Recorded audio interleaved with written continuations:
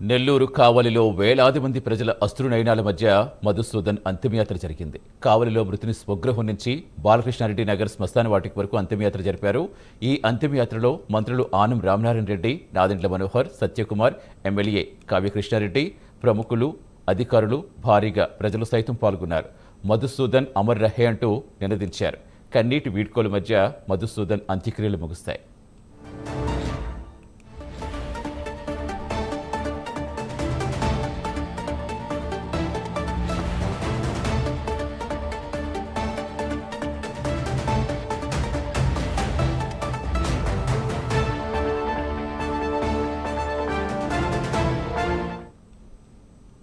Madhusudan మృతదేహానికి deputy CM Pawan కళ్యాణ్తో పాటుగా మంత్రులు ఆనం రామనారాయణ రెడ్డి, అనగాని సత్యప్రసాద్, సత్యకుమార్ యాదవ్లు నివాళులర్పించారు.